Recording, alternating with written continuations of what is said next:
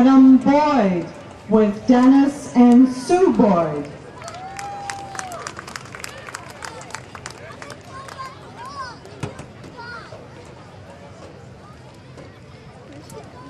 Ryan Brinsfield with Peter and Rebecca Brinsfield.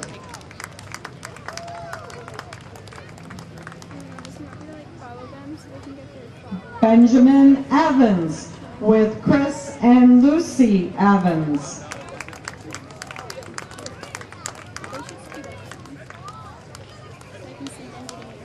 Nicholas Gramzo with Todd Gramzo and Sarah Foster.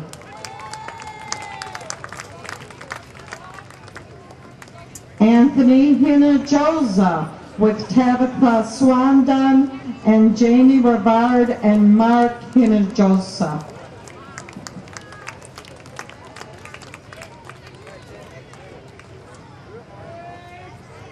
Brady LaFleur with Dennis and Amy LaFleur.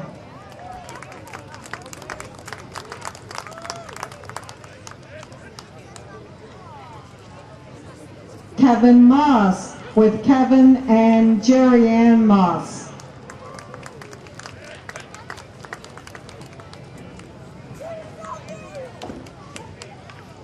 Nicholas McCauley with Ken and Lisa McCauley.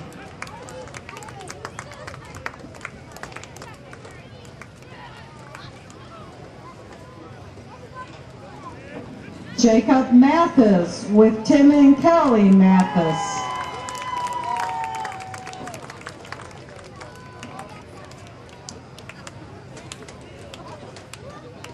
Austin Pollock with Tony and Karen Pollock.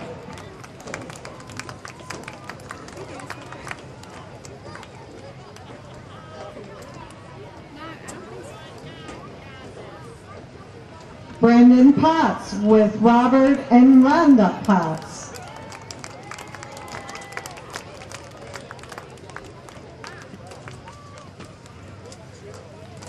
Jacob Schmidt with Mark and Felicia Schmidt.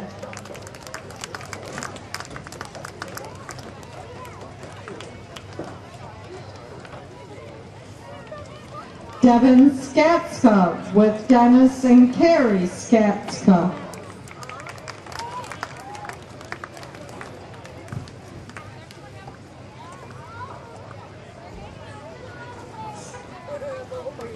Sammy Tavano with Jim and Mary Beth Tavano.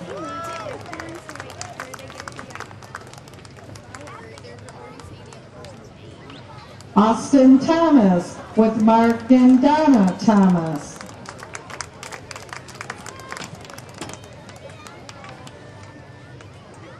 Philip Weber with Ed and Kim Weber.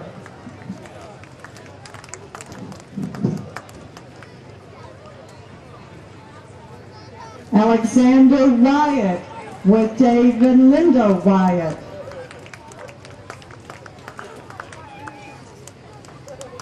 Brett Zolveski with Jerry and Deanna Zolveski. And now our seniors playing in their last regular season home game. Austin Altamore with Greg and Denise Altamore. John Betcher with Dave and Jackie Betcher.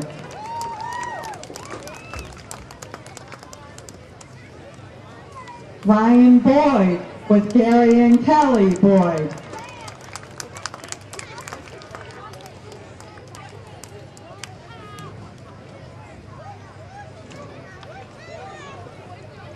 Nicholas Daniel with Todd and Anna Daniel.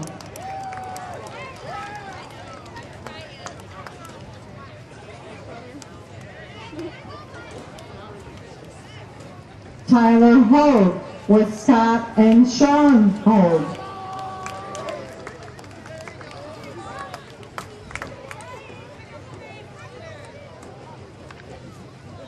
James Lashley with George and Peggy Lashley.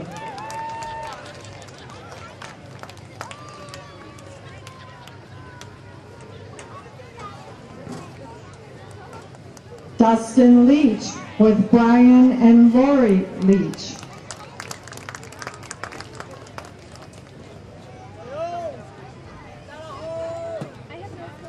Jacob McKernan with Kevin and Jody McKernan.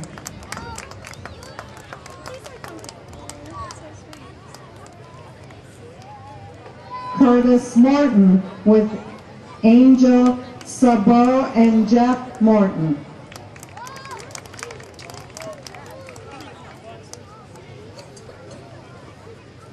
Nicholas Oracle with Jeff and Joanne Oracle.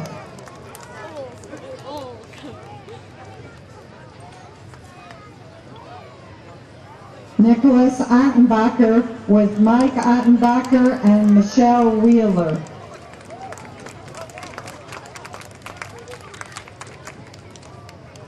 Austin Peltier with Jim and Michelle Peltier.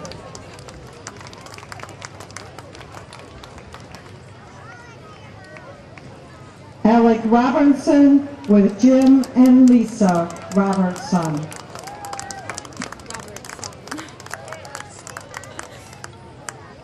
Now let's meet the 2013 sideline cheer team.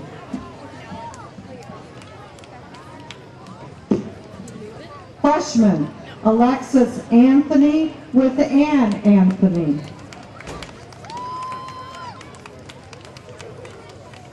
Casey Bliss with Jerry and Mike Bliss.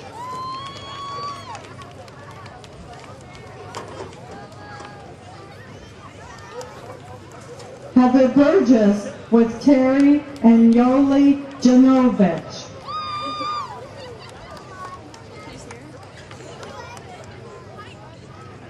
Ariana Hardcore with Kimberly Klein.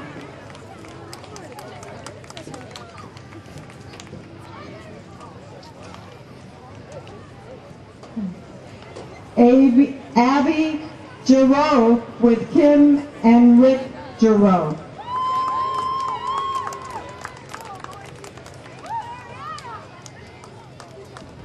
Carrie Olson with Karen Olson.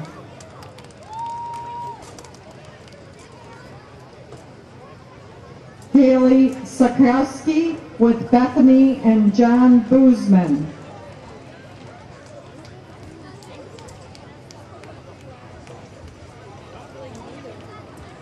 Kaylee Taylor with Patricia and Greg Taylor.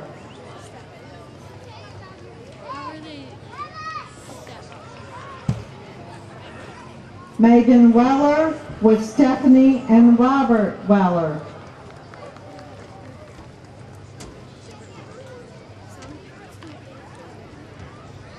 Emily Fitzsimons with Paula Fitzsimons. Cheyenne Bastian with Jody and Brent Bastian.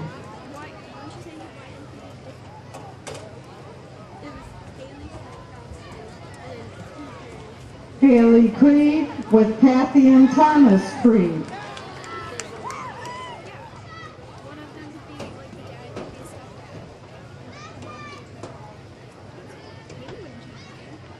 Angel Deal with Brian and Jamie Deal.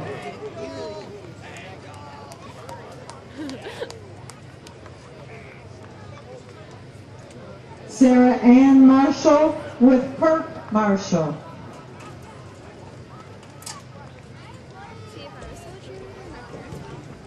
Brooke Peck and Kaylin Van Houten with Chip and Stacy Butler. And our seniors, Deanna Banks with Melissa Hamilton.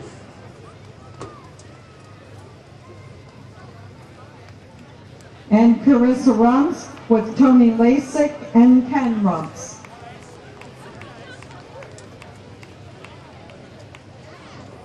Before we introduce the senior members of the band, We would like to congratulate the Richmond High School Marching Band. On Tuesday, October 8th, the Blue Devil Marching Band participated in the MSBOA District 16 Marching Band Festival at Port Huron High School.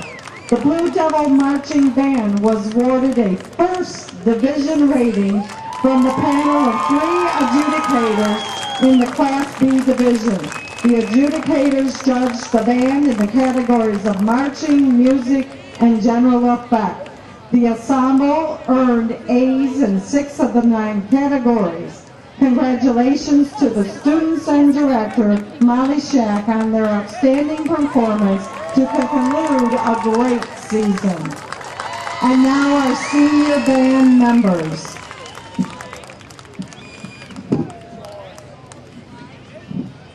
Alasia Bashi with Annika Waddell. Morgan Connor with Kathy and Brian Connor. Sorry.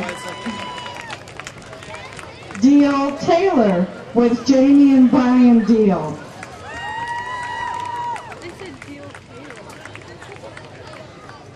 Chris and Kyle Donato with Pam and Chris Donato.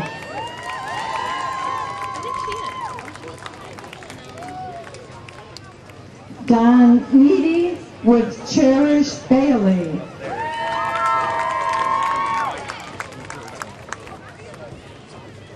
Amanda Hugo with Chrissy Hugo. Mary Kazmerzak with Kathy and Robert Kazmerzak.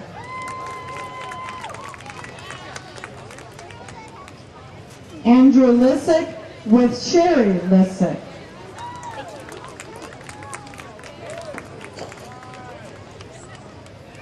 And Stacy Wiedner with Maria and Glenn Wiedner. Congratulations to all of our students and parents. Thank you to all our parents for their support during the season. Go Blue Devils! Kicking off. If the Blue Devils win tonight, they guarantee themselves at least a share of the Blue Water Area Conference title. And a playoff spot.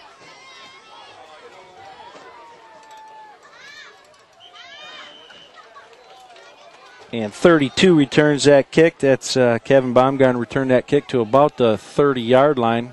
Actually, 28 bring up 1st and 10 for the Blue Devils. Well, we have a senior-led team here with Ryan Boyd running out the plays. He's had a great senior year. He would like to start out quick like he did against Emily City a week ago. Or not Emily City, K-Pac. But 2 tough road games coming up after this one. This is one of those sneak games that, in between, just before a tough one that you always worry about. I think with the BWAC title on the line and a playoff berth that line, Coach should have a hard time getting him focused and ready to go tonight. McKernan on that carry, taken down by Garrett Roche, 56, gain of about 3, bring up 2nd and 7. Yeah, that's why they got to get off to a quick start and take care of business early. Not allow a team with less talent to stick around. So we'll see what they do tonight. A lot like last week, looking to get that run going, open up the passing game. That's Roche. Tonight, beautiful night. We've had beautiful weather all year. It's also parent night. Nice crowd on hand. Boyd's in the shotgun. Flag on a play. False start. False start. The Muskrats were blitzing on that one. They sent their 2 inside linebackers in the A-gap, so see if Coach Coker dials up some kind of look-in, quick tight end strike over the middle. See if Algonac dials up the same play. You see the Muskrats, many of them wearing pink. This is Cancer Awareness Month, Breast Cancer Awareness. The Blue Devils had their rivalry game a couple weeks ago with the Armada Tigers. That's their wear pink and support, just like the NFL and does each October. We have trips near side. Boyd. They're coming again. He's under heavy pressure, and he throws it away. Throws it incomplete. Rush by number 88. 88 with the pressure. Josh Stentner on the weak side Third and about 13. blitz. That play didn't look like it started out right from the beginning. No, it did look like a broken play, and Boyd trying to use his athleticism, make something happen.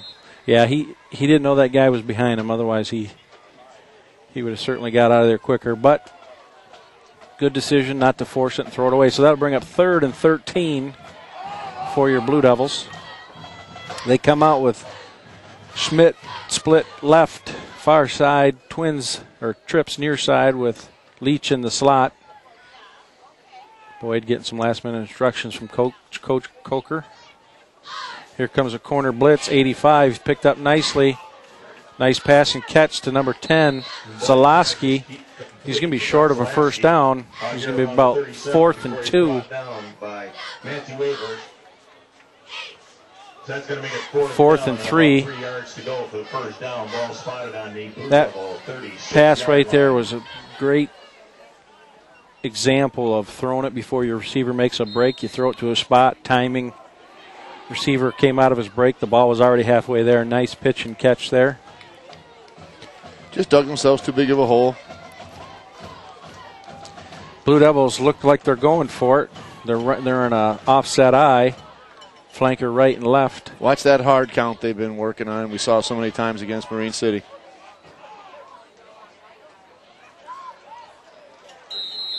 Boyd calls a timeout with 10:06 to go in the first. Algonac linebacker did jump a little bit, but not enough into the zone there. So the Blue Devils use a timeout.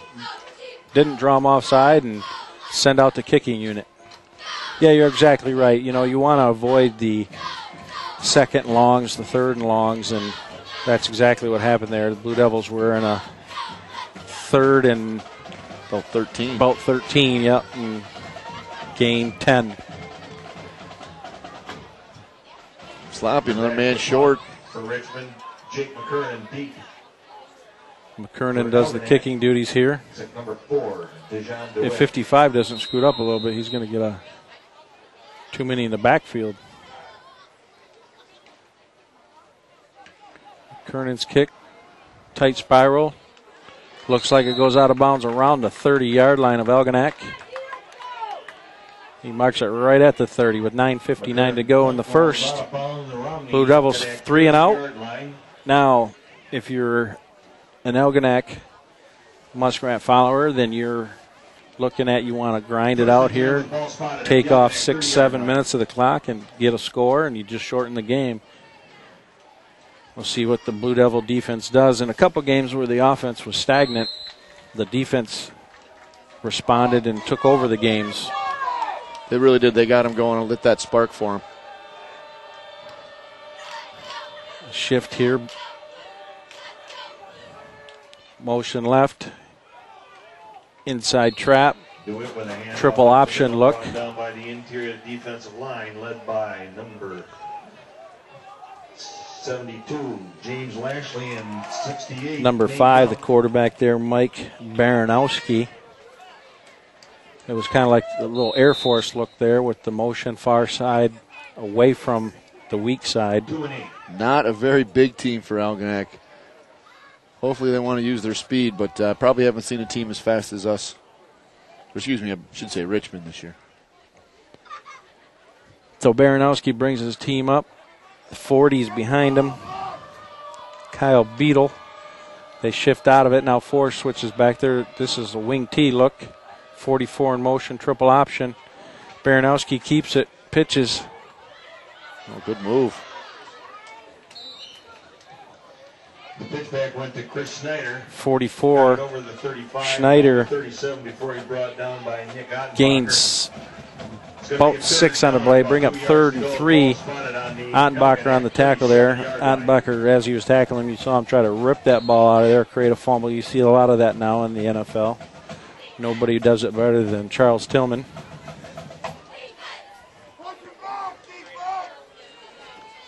See what the Muskrats have dialed up here. That wasn't a very smooth-looking play. But it was good but for effective. 6. Right. Inside trap. He went nowhere. Nothing doing. So that'll bring up 4th and 3 as the Blue Devils hold. Just got done talking about, I was looking at, the weights going down the roster. You see the occasional 190, 196, but a lot of 160s, a lot of 170s. You're going to have a hard time running up against the middle of that interior of the Blue Devil line. Yeah, that's why you see, I think they probably switched philosophy here a little bit, running that triple option. They're probably running a little veer look there when you're outflanked and outmanned up front. In that veer triple option, you always leave 1 or 2 unblocked, 1 for sure, and you let your quarterback make decisions. That's a way to be competitive when you have a team that, most of your kids are 5'8" to 6 foot, 170 pounds. So the Muskrats, a little confused here on 4th down. It's not a matter of deciding to go for it or not. They didn't have enough players for punt protection. So at 7:43 to go, looks like a 3-and-out for the Muskrats, as Zalowski will be back deep for the Blue Devils. So to this point, the defense has answered as Bishop's jogging off the field here. Got Leach and Zalowski back. For Algonac. Leach and Zalowski. Number 40, Beetle, kicking for the Muskrats.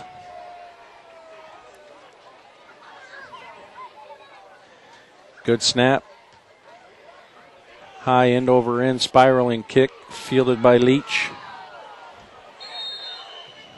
Brought down immediately. Taken down by 40. No, 10. J.J. Pigolowski. So after that 3-and-out and the Blue Devil 3-and-out, there's a net gain of 5 yards. The Blue Devils started their first drive at the 30. Now they'll start at the 35.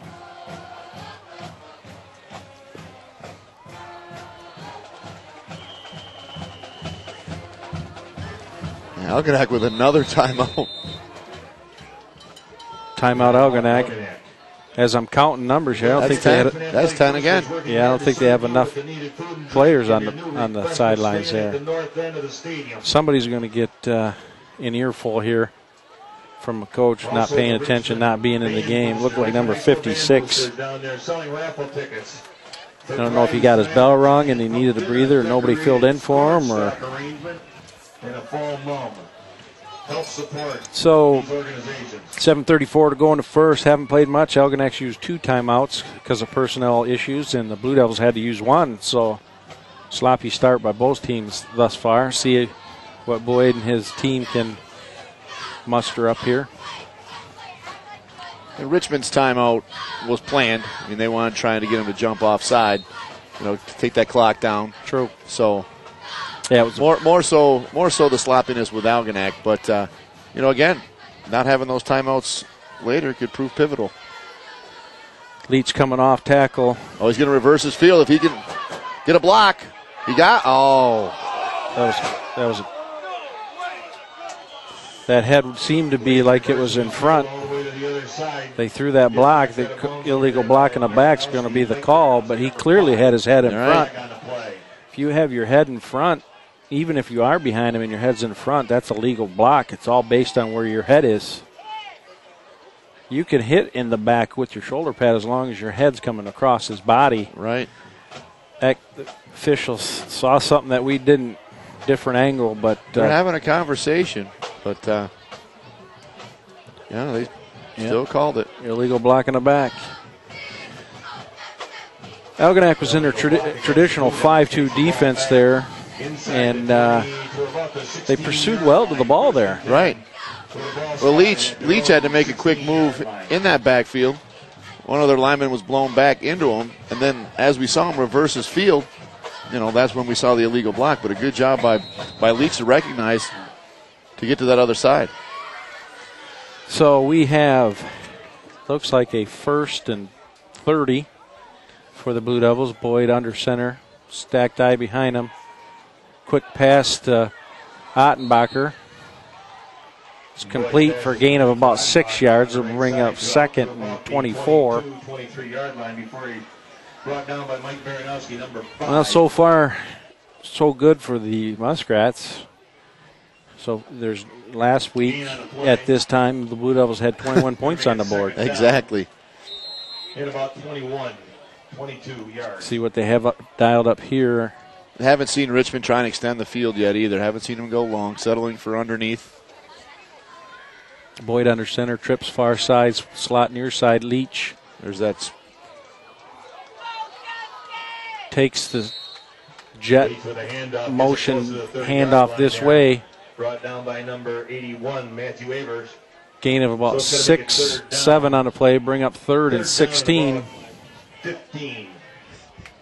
With the ball spotted right there around. You're going to get it the same as Mr. Schmidt one of these days. Oh, he certainly is loud tonight, so I don't know if you can hear us or Buzzy, but we'll see. 3rd and 15. This is a play where Boyd will probably take a 3 to 5 step drop and loft it up. These corners they're giving up 12 yards. They are giving a big cushion. Near side, he's coming up. He has over the top. This is similar to a Tampa 2. Oh, good post. The post corner. Got him. Gets Zalaski. Oh, he could go. That was a great route. A great route. Great route, great pass. 3-step drop, and it was a slant go. It was the old post corner route. Perfectly thrown, perfect route. And Zalaski putting on the speed there. He did a great job of looking like he was coming back over the middle, planted, and then took off back to the post. And, oh, great, like you said, great throw, great route. Equals 6 points for the Blue Devils. So the Blue Devils score on a big play, just what Algonac didn't want or need. Just like that, it's 6-0 Blue Devils. Kuntze for the extra point with Zalaski to hold. Snap down, kick up. And it's good, making it Blue Devils 7, Muskrats of Algonac nothing. We just mentioned we haven't seen Richmond try and go long yet. What happens? They do it one time and end up with 7. That was a 65-yard touchdown pass from Boyd to Zalaski last week against the Chiefs. You don't usually like to talk about bad plays, but Zalaski dropped one. That could have been a touchdown. He certainly made up for it there. Nice over-the-shoulder catch. Caught it in stride. Then found another gear. Really did find another gear and outran the defender. Yeah, because it looked like Algonac was going to catch him. And he did. He created separation. And if you're Algonac, you're running a Tampa 2. That shouldn't happen because that catch should have happened in between your deep safety and your corner, because the corner was beat, but there was no deep safety help. And so I'm sure they're talking about that, because that is a pass in an area of the field that is susceptible to the Tampa 2 as McKernan comes up to kick. That's a new little wrinkle. Squig kick. With McKernan taking the kickoffs. Recovered by 58, Alan Curl. So they're at the 34-yard line. 1st and 10, Algonac with the ball spotted at their own 34-yard line.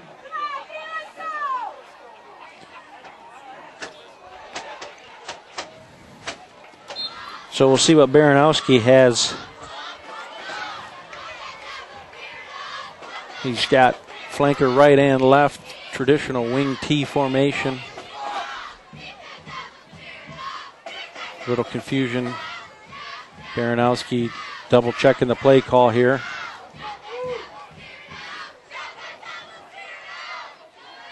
Takes the snap. Option near side. Good job. Good job by the Devils. Number 4. Dijon DeWitt taken down by Thomas. 42 on the stop. At the Algonac 35-yard line. Short gain on the play, bring up 2nd and 9.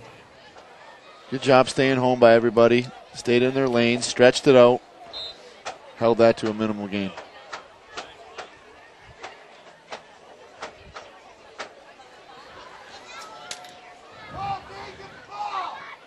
Baranowski under center.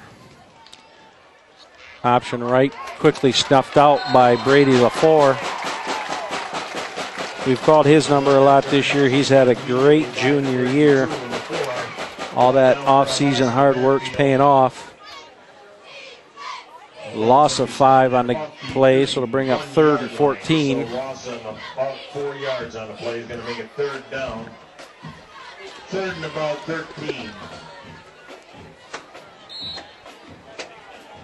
So Baranowski and the Muskrats see if they have a. They're moving the wrong direction here. See if they have a 14-yard play dialed up here. Yet to see him attempt to pass. And there's their first one. Oh! Brady LaFleur was the one causing Baranowski to not be able to set his feet. Throws it up, and McKernan almost had a nice one-handed grab there. Nothing but grass in front of him. But the Blue Devils will take it as they force a 3 and out. Leach and Zalowski are deep.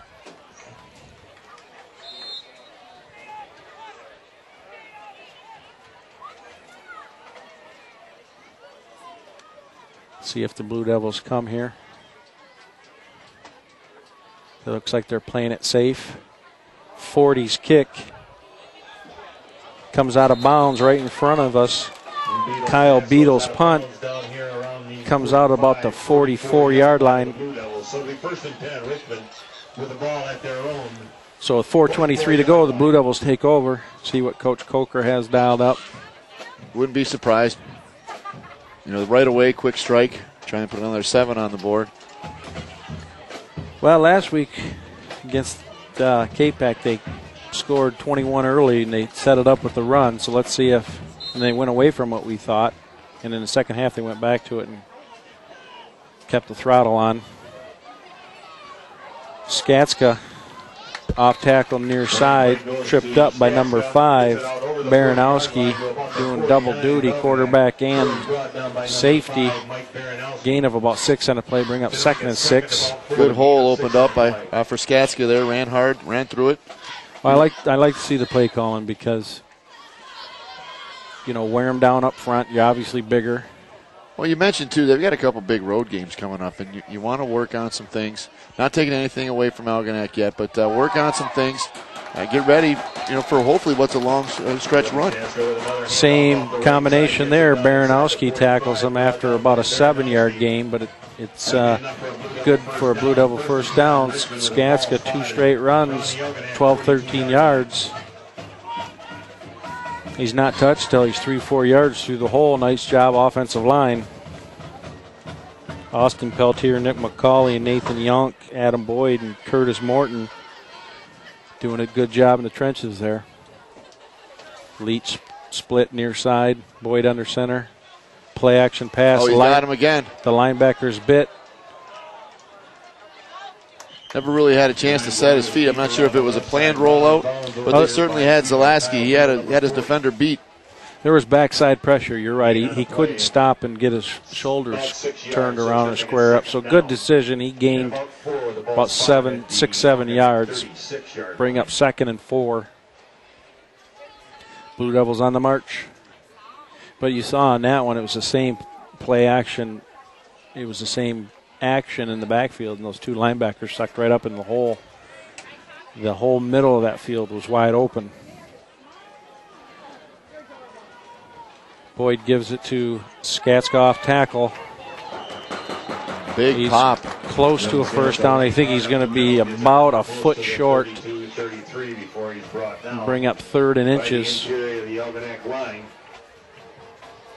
Skatska attended Algonac schools all the way through junior high, and then his parents, his dad Dennis is assistant on the wrestling coach, and they moved in the district, and Skatska's been a great addition to the Blue Devil family.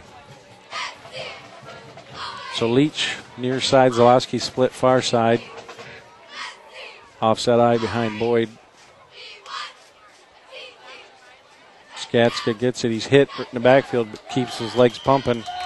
gain of 3 on the play. That's good for a Blue Devil first down. The thing I like about Gatska when he's running is he never stops churning his legs. Oh, those feet keep pumping. He lowers his shoulder. And a lot of times he's the one laying out or dishing out the hardest hits. Did you watch any of that Thursday night football last night? No, I had a baseball game on. That Brandon Jacobs had over 100 yards rushing, and he lowered the boom on 2 Bears linebackers, and both of them were out the rest of the game hurt. I'm going to guess, with the exception of people in Chicago and New York, you might be the only person watching that game. Touchdown. Boyd's pass to Leach. Good for a 30-yard touchdown pass. Leach showing some good hands there. Perfectly thrown ball. Went up, caught it at the highest point in his hands. Great job of bringing it back down and then diving for those sticks. Kept his feet churning. There was 2 Muscats trying to tackle him. And same spot. This time he wasn't denied. Opening week he was denied. Controversial play. Learned from it and lowered that shoulder. Kunze's extra point is up, and it is good. 1:52 to go. Blue Devils 14. Muskrats nothing. Keith Bartels, Ken Ballards, Jason Robbins, producer. We have Carly Kultz and Erica Schaefer on camera tonight. This is Richmond TV. Proud to bring you Richmond Blue Devil football. Last home regular season game for the Blue Devils.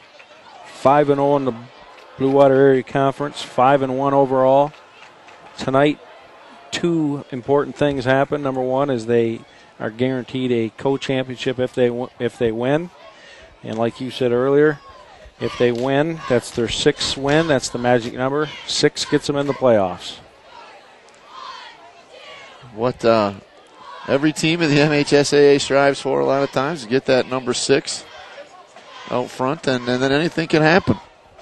Yeah, and I think the MHSA moving to that 6 teams and in it was a good thing because there's been some, it's been around for about 15 years. If you go back before that, there's some pretty darn good 7-2, 6-3 teams that didn't make the playoffs, and they could have made runs. McKernan runs up the kick. Yeah, that point system, the old point system was a little, I don't want to say shaky, but like you mentioned exactly that. Number 4 on a nice return, gets the outside. He's got 1 man to beat.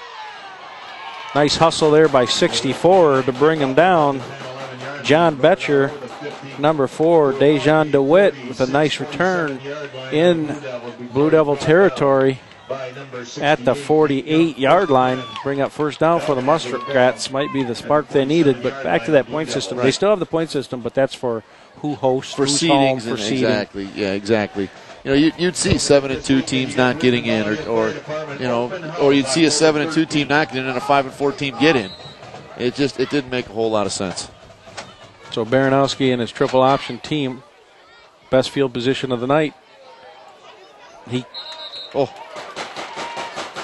Loss of about 2 on the play. Didn't fool anybody. McCauley, number 79, Austin Peltier. The thing about that is you have Farmington Hills Harrison a couple years ago barely made it in because not a lot of 5-4s make it. If not enough teams get 6 wins, then a 5-4 team gets it. They were 5-4 and they ran the table and won the state title. Baranowski drops back to pass. Sprint. It's going to be hard for him to get his shoulder square. Baranowski taken down by 72. Oh, Curtis Morton. He thought he was lining up for a big hit. And James Lashy just dove out of the way at the end. Gets it back to the original line of scrimmage, brings up 3rd and 10. As Lasky was out on the tackle. It's almost time for my favorite cliche. We might be in 4-down territory. Well, barring a pass and an incomplete here, this should be the end of the first quarter. They better hurry. Brian is a firefighter and a paramedic. 3rd and 10, Algonac.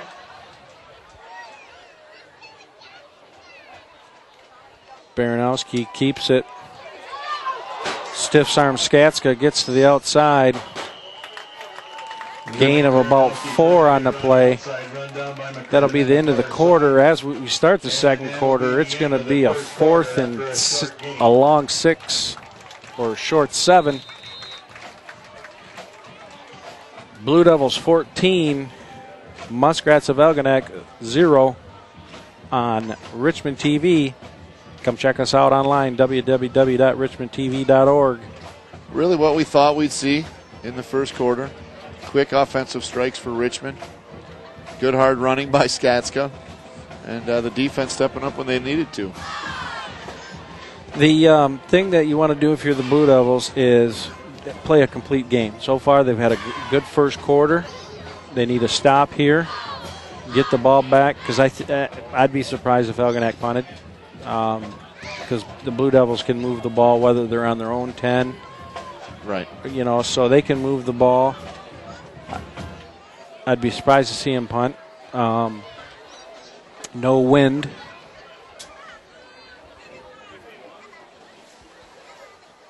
Let's see what they do. I don't see Baranowski.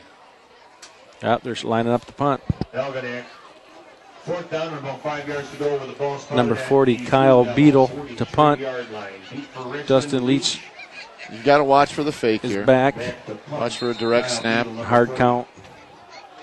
See if the Blue Devils have punt safe on. Looks like it. Nice snap.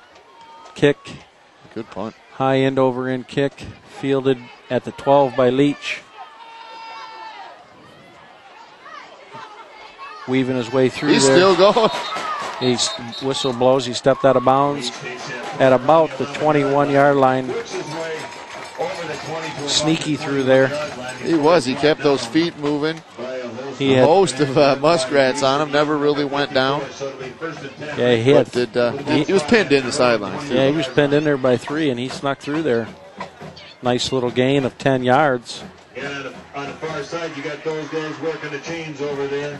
Gary Boyd, Dennis Boyd, Mark Schmidt, Dennis Skatska, and Brian Davidson.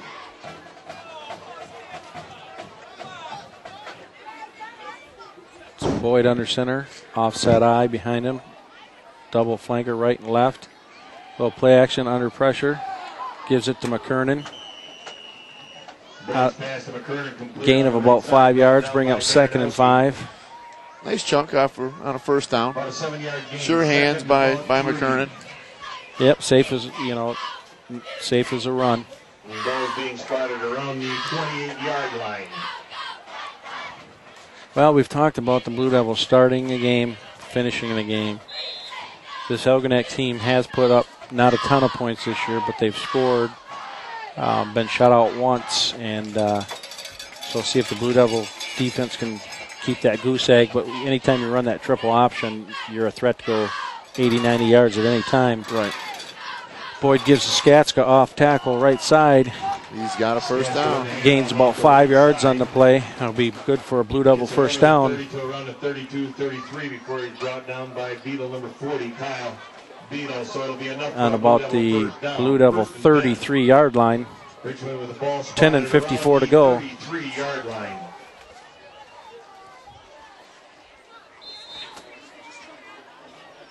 So couple more of those. You might see a couple more of those, get 4, 5, 6 yards, and then we'll play action and try to hit Zalowski or Leach over the top. Right. That cushion's gone away with the corners. Yes, too. it has. No over the top help here. Oh. False start. Yeah, illegal procedure. False start against the Blue Devils will bring up 1st and 10, but they were trying right there, a quick step and fade route here to Zalowski. Because like you said, they saw it upstairs too. No more cushion. We have the talent to be, they thought that. Well, they thought the receivers would just blow by him right at the line, and Boyd will put it right where it needs to be. All right, and that's I was wondering. The cover 2 is a good defense when you're outmatched like that, but they weren't rotating properly on it. But now your concern is now you're going to get beat by athletes. Right. So see if they keep that, because the cover 2 wasn't working. Or give him that. So you got 81. 12. Yeah, you have 81 over the top help here, but he has to read it right. Skatska gets it off tackle. Well, there's your problem too. So now it's fine. You want to take the receivers away. We're just going to bury you up the middle, run it right up your throat. Nice run by Skatska. Take down by 85. Keegan Ladowski. Gain of about 10 on the play. Bring up 2nd and 10 for the Blue Devils. It's really pick your poison if you're Algonac. So it's going to make it 2nd down. Yeah, they don't have the manpower up front. You know, the Blue Devils could probably run off tackle all night, which they're going to be able to need to do when they play tougher teams, you know, whether it be in the playoffs or in the next couple weeks, tough road games. Looks like the Muskrats slanted right on that play. They were all slant left and got in the gaps. There's 3 or 4 there, which means the Blue Devils were probably outnumbered on the outflank there. And that's really not Skatska's game. He's up the middle between the tackles, a good hard runner. You want to try and run things out wide. You'll probably see Leach do that. I think he had to, though, because there was 3 Muskrats waiting for him. The orange tickets right there. So 3rd and 5 might be a good time for that McKernan or Schmidt tight end screen. Coker likes to run off the corner and the oversized safety, sneak in that screen behind them. Number 40 sniffed out that. Kyle Beadle sniffed out that slant route to Zalowski. So it's going to make it 4th down. Blue Devils sent out their punting unit. That was there. Over the middle. Boys just got to see that end and get the ball up a little higher. That's tough, though. That's a good athletic play. Yeah, he came from the middle line, outside linebacker spot, and it's hard to see him over that. Because he played that perfectly, got right in the passing lane behind the end. McKernan back to punt. Beats DeWitt for Algonac. McKernan, nice snap. Good kick, high end over in. Good punt. Takes a Blue Devil bounce. It's going to roll out of bounds at about the 15-yard line. Inside the 20, looks like it's going to be around 8:24 to go, second quarter. Blue Devils 14. Muskrats 0. The Muskrats definitely have lost the field position battle here in the second quarter, with McKernan getting a nice punt, nice roll down to the 16-yard line. Previous drive there by the Blue Devils started out on a positive note. That underneath the McKernan, and then just kind of stalled out. So Baranowski back under center. Let's see if the defense can't spark him again. DeWitt behind him. Oh, McKernan sniffs him out in the hole. Loss of about 2, maybe 3 on the play. Well played by the Blue Devil defense. The pitchback was covered. The quarterback had 2 on him. Nothing working for the Algonac Muskrats. Not sure if they've had a first down. I don't believe they have. 15-yard line, you got 2nd and 12. Well, they had the positive field position, but that led to the punt. And that was, I think you're right. Right, and that was the kickoff return. Right. Motion near side. Baranowski gives it the backside trap to 4. DeWitt. DeWitt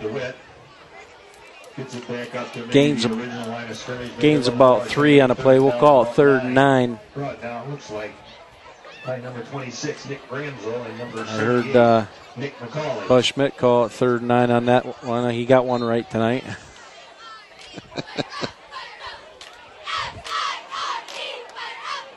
It's 3rd and 9. Let's see what the Muskrats have dialed up here with Baranowski, a senior. Gives it inside, playing it safe. Nothing doing there. Well, this offense is, it's similar to Nebraska's. It's similar to the old Oklahoma's, that triple option. You gain 2 yards, you gain 3 yards, you go 80. Or you gain 3, gain 3, punt. You do that 2-3 times, and then you go 80. Right. But when you have that type of offense, you have to have a heck of a defense behind you. And giving up 14 so far, the defense is struggling. Although they have had some nice stops. Oh, McKernan just missed that. Leach fields it at about the Blue Devil 46. Oh, blow that whistle. Blow the whistle. He's going to be wrapped up by a host of Muskrats. Leach takes it at about the 46. If you noticed, Leach is doing a lot better job this week of going north and south when he's catching those punts. A lot of times throughout the course of the year, he'll want to dance around, run a little bit east and west. He's catching that ball this week and running right down the field, so that's good to see. Yep, good positive yards right there alone. Number one, by catching it, not letting it bounce, and then returning it at 12 yards. You know, if that hit and bounced 10 yards, you'd lose 22, 30 yards in field position. So Boyd under center with Skatska behind him.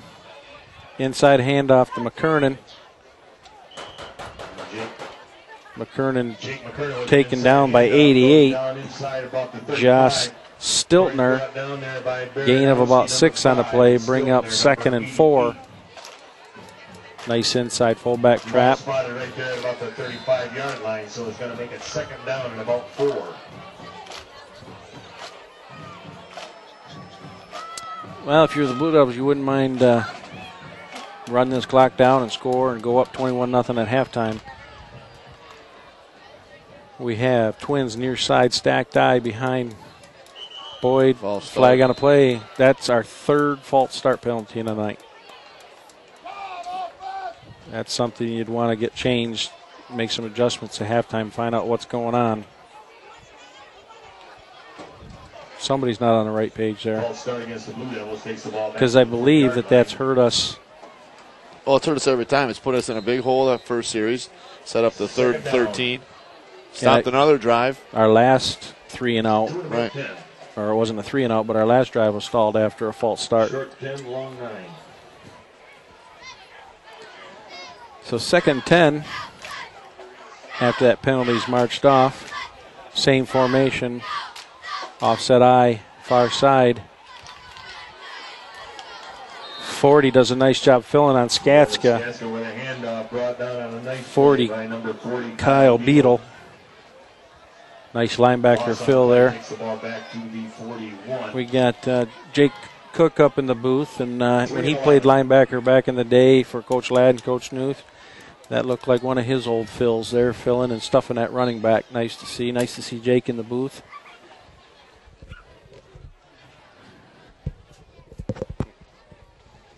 I guess we got Jake mic'd up now. How you doing, Mr. Cook? Not too bad. Boyd drops back to pass. Nice play. That's a perfect quarterback receiver being on the same page. Before Zalaski took his break, the ball was out of Boyd's hand on a tight rope spiral. Zalaski, as soon as he turned, the ball was there. Actually got 2 feet down. Gain of about 22 yards on the play. First down, Blue Devils. So, Jake, what do you think? I think the team's looking real good this year. Yeah, they are. We talked earlier, if they win this one, they're guaranteed a co-championship and a playoff berth. McKernan in motion, far side, kicks out the end. 40 on a tackle. Beadle takes down Skatska. Tripped up after a gain of 2, bring up 2nd and 8. Yeah, they are looking good. They have a tough part of the schedule coming up. At Yale's never easy, and then at Lutheran North, who's doing well this year. And you never know who you're going to draw in the playoffs. But looking at the league championship banner up there, the years you were on the team, we won. You were a 2001 graduate, so you were up as a sophomore, so you're 99, 2000, 2001, 3 championships up there. You were a linebacker on those special teams. Right up the middle there. Linebackers got tied up there by one of the tackles. Yep, nice run by McKernan. Offensive line's doing a nice job tonight. And enough for another Blue Devil first down. Ball spotted around the 14-yard line. So the Blue Devils have it at the 14, knocking on the door in the red zone. I would be surprised to see the Blue Devils put it in the air here. They've been able to get big chunks with their backs and nice offensive line play.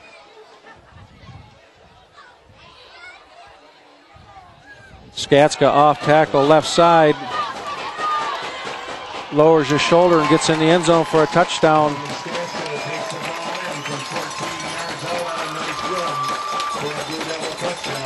Devin Skatska, nice run. He broke outside, lowered his shoulder, and wasn't denied the end zone. Pending the extra point here by Kuntze with 3:06 to go. Right now it's 20 for the Blue Devils, nothing for the Muskrats of Algonac. We'll wait and see if Kuntze's kick is good. And it is good. 3:06 to go. Special guest Jake Cook, Blue Devil alumni, football alumni on this special night. Now last week, were you out on the field doing the spray in the smoke? Yes, I was. Yeah, that was neat. Great homecoming activities last week, and you're a volunteer fire department member here, and they had the smoke. Looked like the Miami Hurricanes coming out of the tunnel. Yeah, we try to do our best to support the football team any way we can. I grew up in the community. They supported why I played, and I try to return the favor. You know, I really enjoy living and growing up in the community. Take a lot of pride in what I did as an athlete here at Richmond, and I know there's a lot of guys out on the field right now that do the same. Yeah, we certainly hope so. I mean, being a volunteer fire department, putting your life on the line and giving back to the community, there's no better honor. Richmond's lucky to have you too. 40-yard line deep for Algonac. DeWitt, number 4. So Kuntze looks like he's going to kick. Normally it's McKernan. See if he can put this one in the end zone. He has quite the boot. Didn't quite get it, but it lands at about the 15-yard line. Number 4, Dejan DeWitt. There's a flag on the play. Wait and see what that sorts out. If that's against the Muskrats, they're going to really be backed into their door. Yeah, it looks like it might be a block in the back there, Keith, but we'll wait and see what they have to say. Yep, illegal block in the back. So it'll be half the distance. So they should start here around the 7-yard line with 2:58 to go in the second.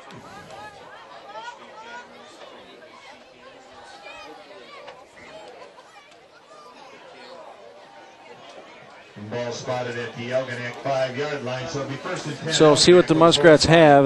They're in jeopardy now. What they want to do is run out this clock and go down 21-0. If they do a quick 3-and-out with Boyd and the receivers he has and the line, you'd hate to give it back to the Blue Devils because they're talented. If you're a Muskrat fan. Well, there's that play I talked about earlier. When you run that triple option, you could break one at any time.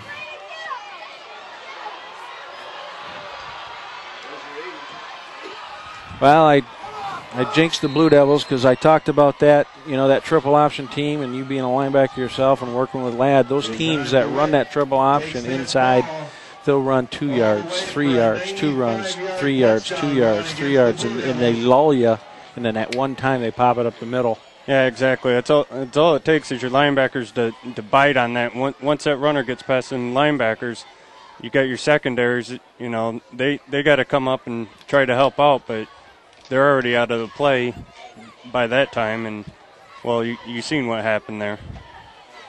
Yep, number 4 there, Dejan DeWitt showing some good speed and some good patience, cutting back and forth there.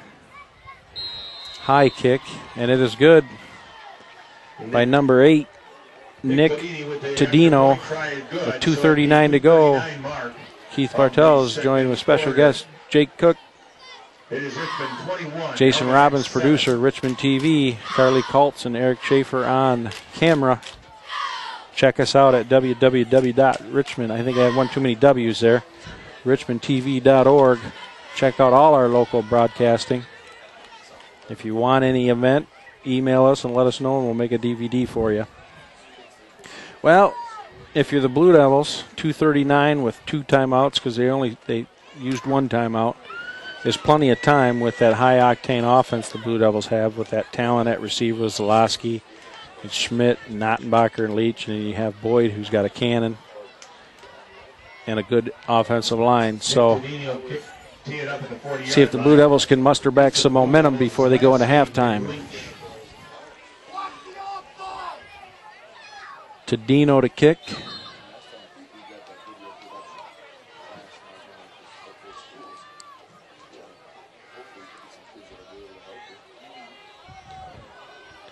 Low end over end, fielded by Zalowski at the 10. Nice return. Tackle down at about the 46-yard line. Brings it back to over the 50-yard line before he's brought down. 43, 44-yard return. Nick Panini, number 8. Excellent return there. It looks like a Algonac Muskrat is down. Oh no, that's a Blue Devil.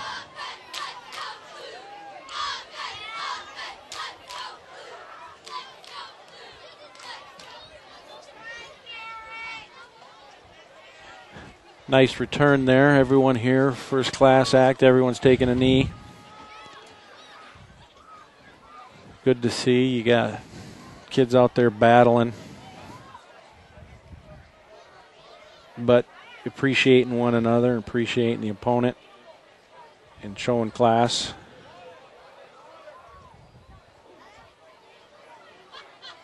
Wait and see. Hope it's nothing serious.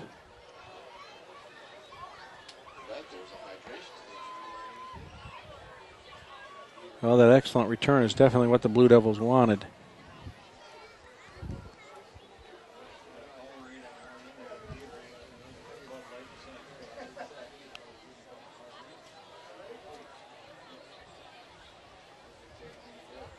Coach Bishop jogging over there, seeing what's going on here.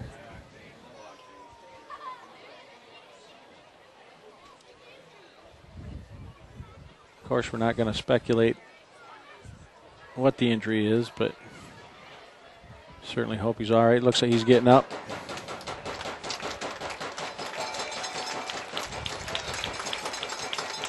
Well, anytime,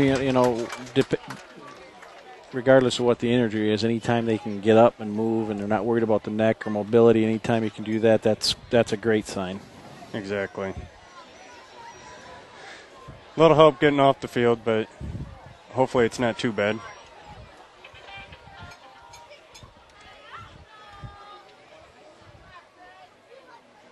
So they mark it at the Muskrat 49-yard line.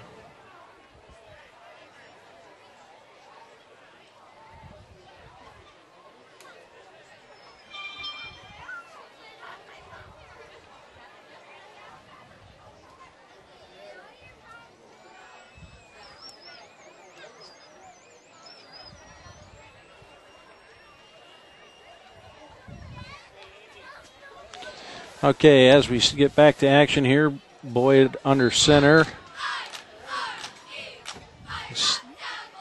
Toss sweep to Leitz if he can get outside. Muskrat's missing tackles, and Leitz doing a nice job keeping his legs pumping. 88. Josh Stiltner had the right angle here from the outside and just missed him, and then a whole host of Muskrats missed him as Leach was slippery there, but plus he kept his legs churning. Yeah, he kept them legs pumping. I bet he after initial contact he picked up a good 6-8 yards after contact, so he did a good job pumping them legs. So first down, Blue Devils on the 34. McKernan in motion. Skatska, nice cutback, and he's going to go. Skatska, nice cutback. It was designed to be an off tackle right power ISO play with McKernan leading up through the hole, and once he got by that initial hole, he cut back left against the grain. The linebackers and corners and safeties all went left. He cut back right, and there was nobody there. Nice run. Yeah, I don't know which one it was, but one of his tackles or his guards actually looked like they fell to the ground, and he did a nice hurdle right over top of him, cut it back just like you said. Nick Ottenbacher now holding. So 81 will replace Zalowski on the hold. It's Kuntze to kick.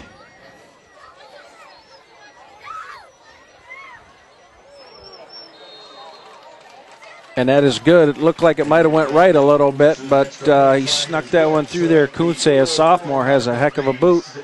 With 2 and 4 to go in the second quarter, Blue Devils 28, Algonac 7. So after it was 21-0, Algonac and number 4, Dejan DeWitt, with a 95-yard touchdown run. Blue Devils on a fine return from Zalowski to the 49-yard line of the Muskrats.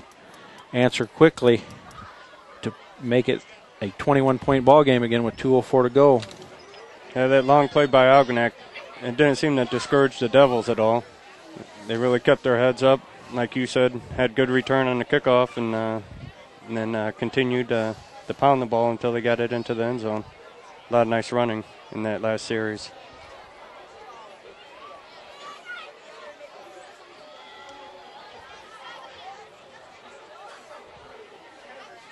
So Kuntze to kick again, relieving Jake McKernan of his kicking duties. Number 4, that 95-yard touchdown run, Dejan DeWitt, is deep. Squib kick. Fielded by 12, and he falls on it. 12, Charlie Brody, fell on it at about the 16, 17-yard line of the Muskrats. So the 1st and 10, Algonac with the ball spotted at their own 18-yard line. See what the Muskrats have dialed up. I'm sure it's going to be similar inside trap, off tackle option. See if they can't bust another one. If you're the Blue Devils, you have 2 timeouts. If you stuff them early, you might call timeout, try to get the ball back, punch one more in before halftime. Baranowski gives the 40. He's off the left side. Nice cut, nice block out there. Number 40, Kyle Beadle with the hand. Number 40, Beadle. Gain of about 21 yards. 72 on the tackle. Lashley. 1st and 10 at the Algonac 39. He was knocked out of bounds, so the clock will not start here with 1:50 to go in the second. Devils are trying to tighten it up there in the middle, and that's how they got out on the outside right here. Need them ends to really contain and try to force that play into the middle. Yeah, they were trying to make sure that 95-yard up the middle didn't happen again. Inside dive, gain of about 2, maybe. Yeah, about 2, bring up 2nd and 8. Down right there by Pollock, Austin Pollock, number 16. Short gain on the play, 2 and 9. Blue Devils subbing in a lot on their off or defensive line, trying to keep fresh bodies in there.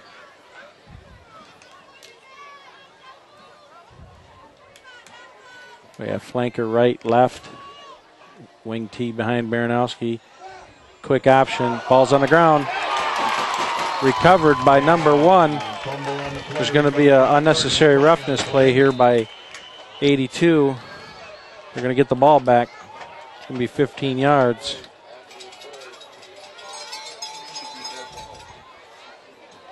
The determination here, though, was it after the fumble recovery? From what I could see, he threw the flag after he continued making the play after the ball was released. So probably 15 yards in possession.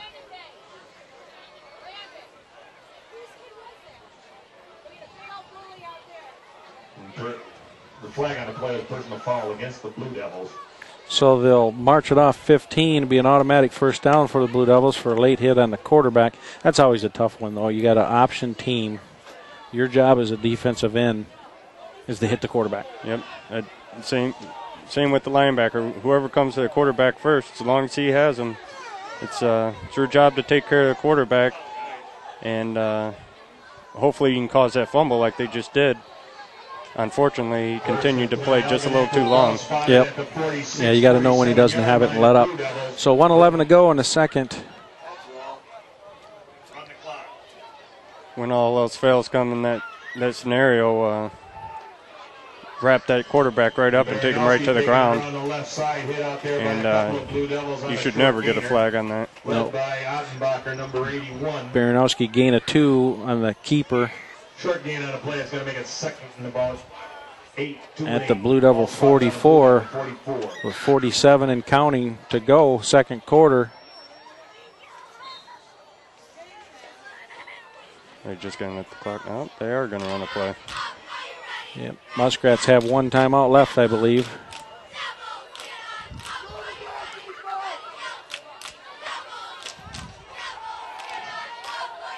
That's pitch and catch. 21 and counting. If they do have it, they're not using it. 3rd and 4.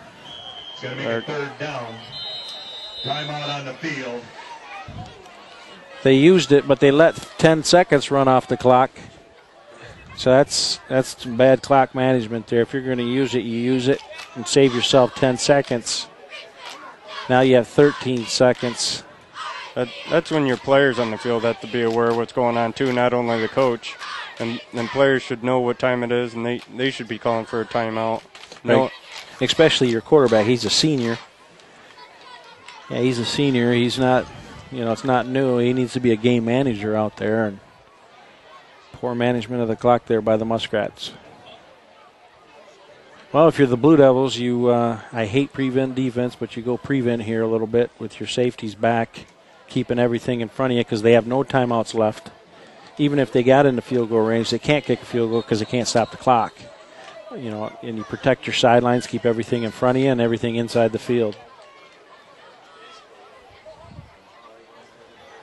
From what I've seen so far in the first and second quarter, it doesn't seem like the Muskrats have much of a passing game. All right, which makes me wonder, are they going to try to break another one of them long ones like they did earlier? So here we go with 13 to go. Clock will start on the snap. Baranowski rolling out. Baranowski's pass goes incomplete. On the left side. That play took about 6 seconds, so 7.6 seconds to go. 4th and 4 on the Blue Devil 40-yard line.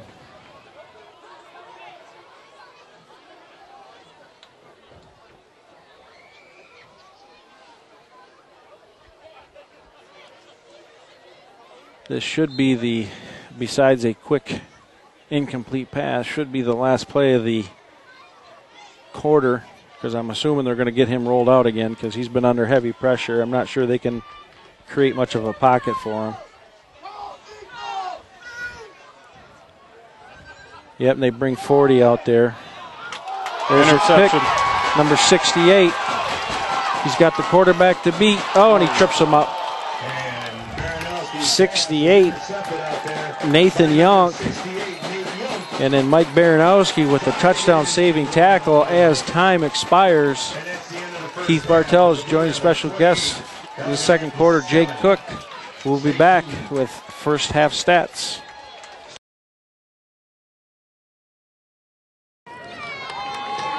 And you may take the field for tonight's halftime performance.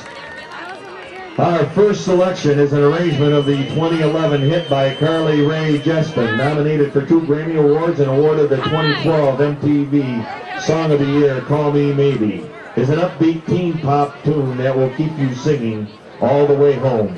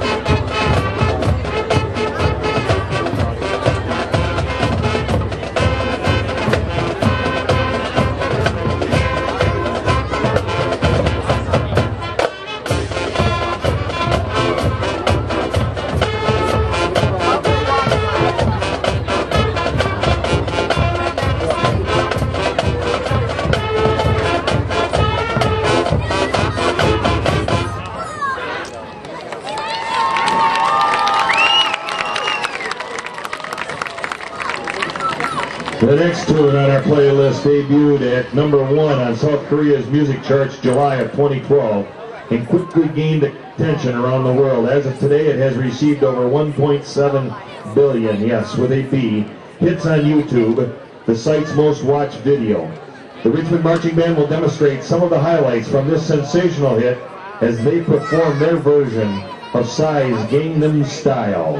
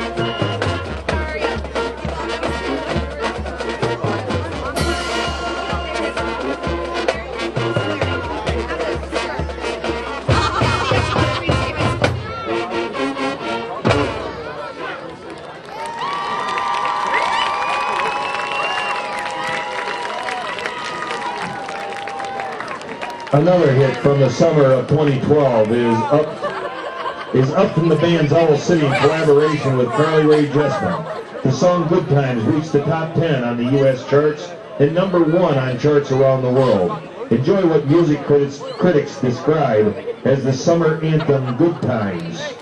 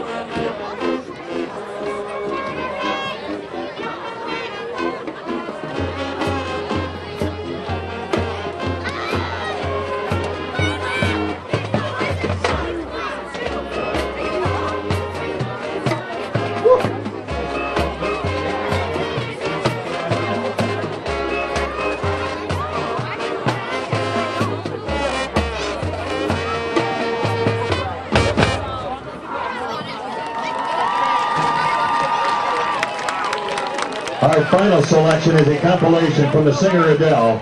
Adele is the first female in the history of the Billboard Hot 100 to have 3 singles in the top 10 at the same time as a lead artist. Her signature bluesy style is apparent in our medley of Someone Like You and Rumor Has It, featuring baritone soloist Brandon Potts and alto saxophone soloist Brianna Jutala. We also feature our senior color guard trio of Morgan Connor, Taylor Deal, and Jennifer Merriman.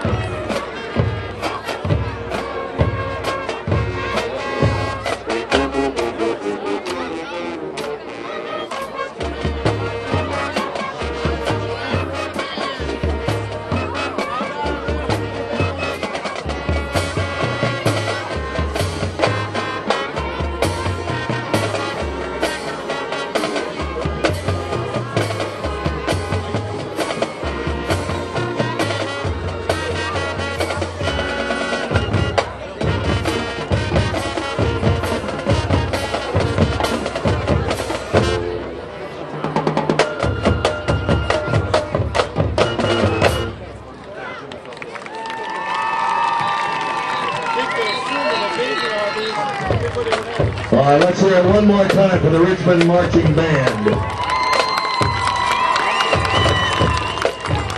Congratulations to the Richmond High School Marching Band on Tuesday, October 8th. The Blue Devil Marching Band participated in the MSB 08 District 16 Marching Band Festival at Port Huron High School. The Blue Devil Marching Band was awarded a First Division rating from the panel of 3 adjudicators in the Class B division. Congratulations to the students on their outstanding performance to conclude a great season. Welcome back to the second half of Richmond Varsity Football, brought to you by Richmond TV. Check us out, www.richmondtv.org. Keith Bartels joined with Ken Pillards, producer Jason Robbins. On camera tonight, Carly Kultz and Erica Schaefer. I want to thank Jake Cooper. Is it Cooper? No, Cook for jumping in. Always good to get some alumni on. Yeah, former student of mine, played varsity basketball for me, was a heck of a linebacker for us with Coach Glenn Noose and Mark Ladd. A squib kick by McKernan was fallen on by number 10. I think that was J.J. Piglowski. Yeah, that was Kuntz. Kuntze. Oh, was it Kuntze? Yep. Yep, you're right, it was. He's relieved McKernan of the kicking duties. He's getting better and better each week. Only a sophomore, first time playing football. Be nice to see that weapon by the time he's a senior. Yes, it will. Dual athlete, also playing on the varsity soccer team. Well, let's see what Baranowski and the Muskrats come out here in the second half. After gaining momentum on a 95-yard touchdown run by DeWitt, the Blue Devils answered. I'm sure you and Cook touched on this, but you mentioned it, 3 yards, and sure enough, DeWitt broke off that 95-yarder. Baranowski keeps it, doesn't hand it off. Brought down by 68. Nate Young, who got the interception, who was tripped up by Baranowski at the end of the second quarter. Little rumbling, stumbling, fumbling. Blue Devils 28, Muskrats 7. Two things on the line, a guarantee of a co-championship, Blue Water Area Conference, and that playoff number 6. berth. Yes. So Baranowski, a little different set here. Twins with a slot receiver. Baranowski, read option, good stiff arm. Oh, breaks some tackles. Chased down by Skatska. You see the Blue Devils going after that ball. He had it out on his hand. Didn't have it brought in or protecting it real well. Was lucky he did pop out. Gain of about 6 on the play. Bring up 3rd and 6 on the Muskrat 36. Well, you know, the Blue Devils had an injury here earlier, and we hope that that young man is okay, and you want to get a couple scores here, get a running clock, and get out of here without any more injuries as they move forward into the tougher part of their schedule. Reverse inside handoff to 44. Brady LaFleur sniffs it out. 44, Chris Snyder. He stayed home, did a good job, didn't over-pursue. Loss of about 4 yards, bring up 4th and 10. LaFleur stayed home. He didn't chase down the line, kind of stayed home and waited, and 44 right there. Brady was waiting for him. Leach deep to receive. He's by himself now. Yep, Ottenbacher up as his protector. Punt block is on. McKernan got a part of it. The ball will fall dead at about the 48-yard line of the Muskrats. McKernan just missed that last punt. Probably ran the same thing. I missed it on the inside, but did a good job of getting in and getting a hand on that punt. Yes, he did. He got that, and it was good to see because he's been close. Not what you want to do. Give this Blue Devil offense half a field to work with. Boyd brings his team up to the line. 26, Nick Granzo in the fullback position. McKernan as the quick toss and catch to Ottenbacher. Giving that cushion again. Yeah, that's as good as that's as safe and as good as a run there. Yep. Coach Coker and his man upstairs on the headsets, you noticing it and seeing that they're giving the cushion. Ottenbacher coming near side. Leach, far side. Wouldn't be surprised they try and hit Leach on a streak pattern. Not much help. McKernan running right up the gut. He breaks away. He's got one man to beat. Putting on the Jets. Little stiff arm. McKernan gets into the end zone. Touchdown. Nice hard run. Put on a little afterburner there. Nothing fancy. Nope, try to stop me. Nice run. We keep talking. I mentioned that they had Leach on that far side with one-on-one coverage. There was no one to help him either. Be interesting to see if they take advantage of that. Well, in a corner's not going to bring down Jake McKernan. No. You know, if he has the right angle on him and he gets him and trips him up by his feet, maybe. But I don't see too many corners stepping up and trying to hit him. Kuntze's kick is up and good. We haven't seen him miss one all year. Extra point try is good. Blue Devils 35, Muskrats 7, 9 minutes to go in the third. After a quick 3 and out and a blocked punt by McKernan, McKernan gets it and runs it up the middle for a 43-yard touchdown run. The Varsity Richmond cheerleaders. Exactly the way the Blue Devils wanted to start the second half. Nice job in there by Curtis Morton and Adam Boyd and Nate Young, Nick McCauley and Austin Peltier blocking on that drive. Haley Sikowski, Kaylee Taylor, Kaylin Von Hatten, and Megan Weller. Head coach Kelly Mathis. Kuntze getting the ball to kick.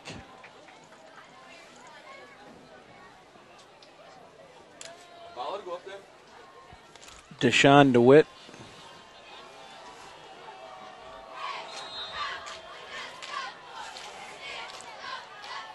Kuntze kicks a squib kick. Algonac's having a heck of a time all night fielding these kicks. Number 10, J.J. Pigloski, falls on it. Yeah, but if I'm the Algonac coach, I'm talking to my kids right now. Settle it down, pick it up, and run north and south and get as much yardage as you can. You're really putting themselves in a hole just falling on it. Yes, they are. I can understand falling on it within the first 15, 20 yards. Exactly. But they're falling on it with no one 5, 6, 7 yards by him. No. So Baranowski. Fumble on the play. Recovered fell right on it. Loss of 3 on a play, bring up 2nd and 13 for the Muskrats. They've been going backwards for the most part, except for that 95-yard touchdown run by DeWitt.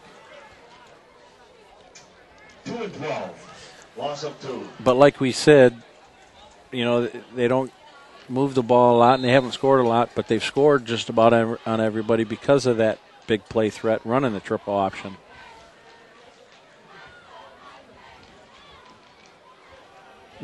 Reverse to number 40, sniffed out by McKernan. But we are calling his name a lot tonight. Yeah, he's having a good game. He's had a good year. Great senior year. Ball spotted back at around the 16-yard line. Loss of about 6 or 7. It'll be 3rd and 17. Ball on the 15. Well, if you're the Muskrats here, you want to get something positive so that you're not. We don't want to give the Blue Devils a half a field to work with again. Probably keep it conservative, though. Yeah, they've run a lot of those inside trap quick plays here just to. Quarterback keeps it. He's got blockers in front. Taken out of bounds by Moss and Ottenbacher. He's close. He's about a yard short. 4th and 1. Nice play. One of the few bright spots for them. They're going to measure. He looks about a yard short. Well, now they're going to stop from here, but I have Bob Euchre eyes. You had one official saying, just go ahead and move. Then the head official said, no, let's measure this. I can't see in front of the kids down there, but he looks short, but we don't have a good angle.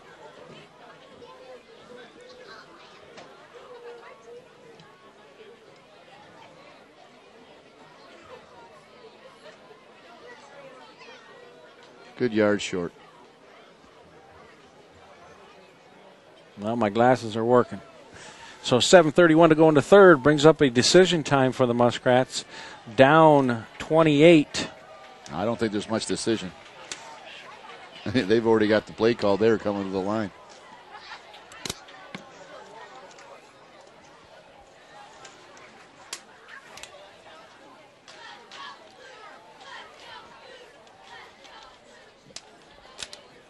Well, what do you run here? You know, they've been running that option quarterback. He's been losing 1-2 yards. The fullback up the middle hasn't been. I think they take it outside. They're going to try and take it outside. I can't see him trying to run it up the middle on. But I hate it when teams do that, especially against a good pursuing team. We'll see what. As Betcher and the boys dig in there, linebackers coming up, filling the gaps. Trying to draw the Blue Devils offside. Yep. Here they go. Quick pitch to 44. He not going to get it. Good job by Leach of shedding off the blocker and getting the tackle. Yep. Even if 44 cut that up, Leach did a great job there, beating him out. Well, we know he has speed. Beat him outside, but not only did it beat him outside, he made the tackle. Right. 1st and 10, Richmond. With the ball at the Algonac. Well, now you're going to give the explosive Blue Devils the ball on your 30, trailing by 28. Now, you don't like running up the score, and you don't like rubbing it in, but you still got to work. You got 2 tough games coming up, plus you got playoffs. You know, this is where, what do you do? Do you pound it and keep pounding it, or you run a fade and practice your passing game in the close to the red zone here? I think you score right away. Leach. Just passes like that. To 26. Nick Gramzo. good for a 30-yard touchdown pass. Makes it Blue Devils 41, Muskrats 7. 1 point away from a running clock this evening. Well, we talked about this game on the schedule as being a trap game. You know, you have a big game next week at Yale. Yale lost to Lutheran North at the beginning of the year in an uncompetitive game. So Lutheran North, our closer, is a tough place to play. Last game of the year. You know, Croslex is the team to beat. And the kick is good, 42-7, 6:57 to go in third. You know, we mentioned that they're going to get to number 6. And if you think about it, they're, 2 feet from already having number 6. But you did mention the 2 tough games coming out. Yale, a tough play always at the City Park. Yale's going to be gunning for you. They want to share that conference title. And then you mentioned Lutheran North. Tough. Yeah, big game tonight with Yale and Almont playing.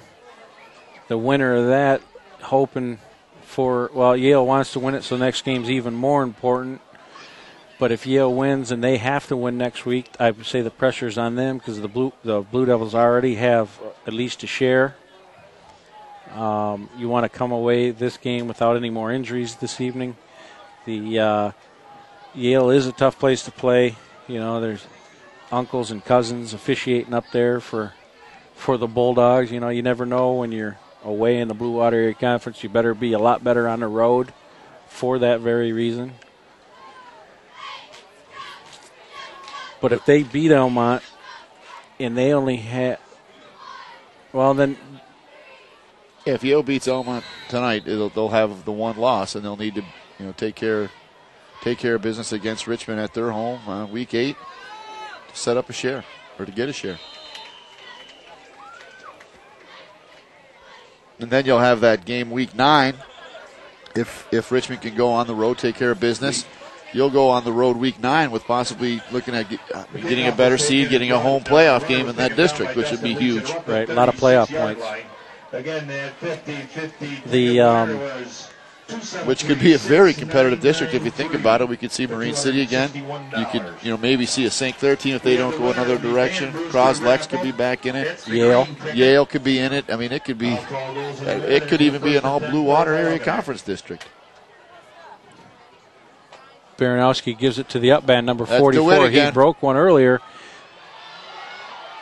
Forced out of bounds, hit hard by Skatska. Long run gets it into Blue Devil territory about the 34-yard line. It wasn't 80, but it was certainly set up like it always is, inside, and then he popped it outside and takes off for 30. That might be their first down. 35-yard. Minus the 95-yard run, of course. Right. 35-yard scamper there by DeWitt on an inside trap. Triple option play. Now, Yale, surprisingly, but it's rivalry because they're so close, lost to Croswell Lexington. The Blue Devils got Croswell Lexington's monkey off the back, beating them this year for the first time in 6 years, but then Yale beats them. So that's could be a pretty good ball game next weekend.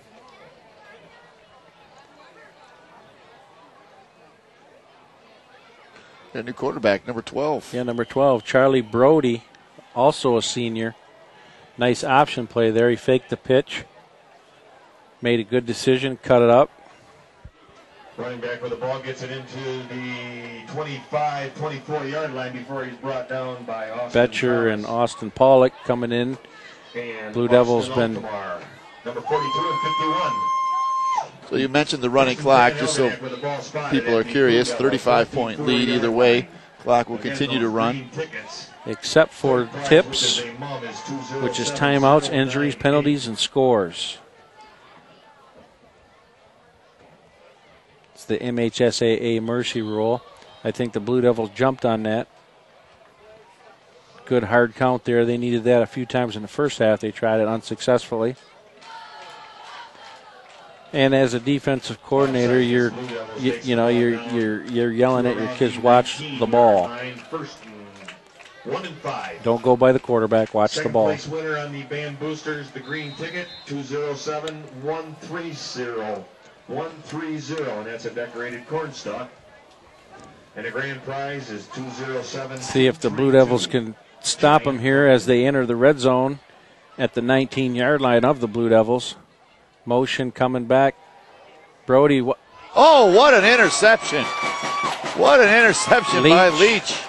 Yeah, he showed his speed there. Oh, he did. He closed on that pass quickly and then laid out to make the interception. Yeah, he was beaten by 2 or 3 steps, and then he turned on the afterburner, had a good nose for the ball. Clock will run. Here, I'm sure Coach Bishop and Coker, the offensive head coach, try to grind out a long drive here and run some clock as Jake Schmidt comes up and relieves Ryan Boyd. Ryan Boyd having a great game. 3 touchdown passes.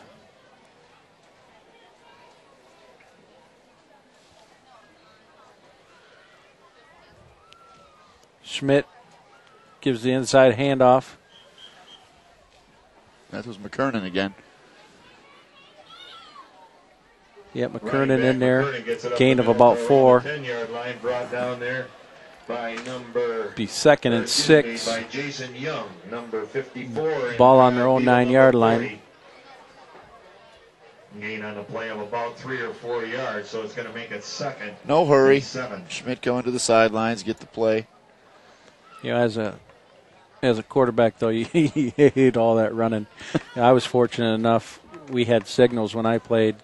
My coach would signal in plays, or he'd run them in with the tight end, and he would rotate tight ends and flankers. Ooh. Nice play in there by number 44, tripping up McKernan. With a handoff, gets tripped up. Chris Snyder. There by number 88, Josh Stiltner. It's going to make it 3rd and about 9. Loss on the play. Because if you look at McKernan Schmidt right now, he's got a. So he got the play at about the 25-yard line. So he has to run all the way to the 5-yard line on a diagonal. He's getting some conditioning in. Yeah, it's about a 30-yard jog. But like you said, there's no hurry. Inside trap handoff. Stuffed by the Muskrats. Handoff to Gramzo inside there. Blue Devils will punt, bringing up 4th and 8. Entire new punt team coming in. Good stop for the Muskrat. Nice to see on a 42-7 game that several Blue Devils getting some time, because you never know when you're going to have injuries, and you never know when you need, your other players to step up and make plays. McKernan will receive this punt just in front of the back of the end zone.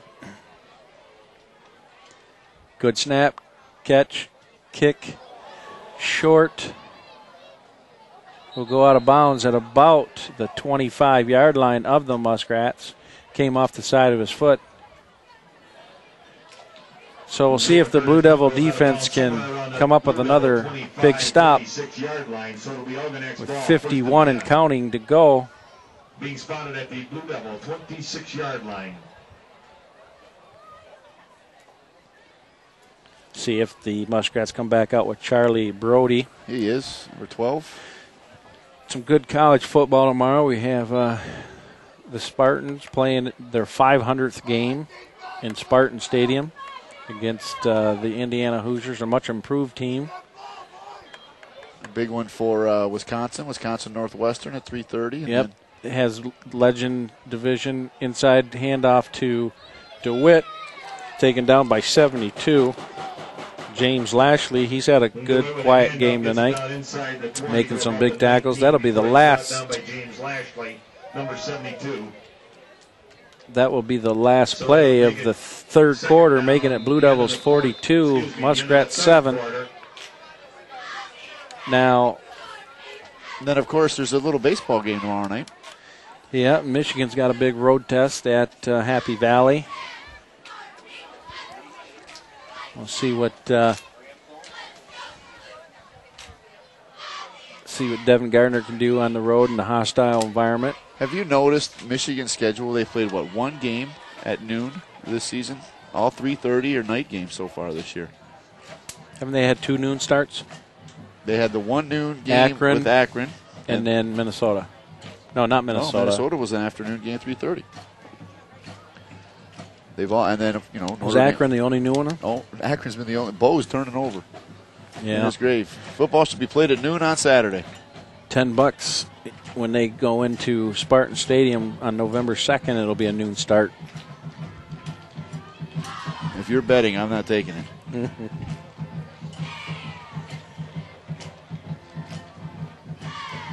We'll see if Ohio State runs the table. Certainly look like the best team right now, but I don't think they're SEC good. There's not many teams SEC good. I heard something funny on ESPN. We'll talk about it here after this play.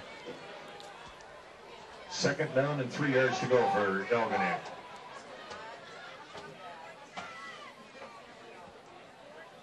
Oh, right up the middle.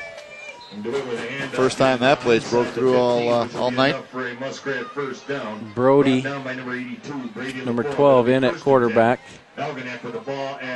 DeWitt having a nice little game tonight. He's well over 100 yards. He's approaching 150.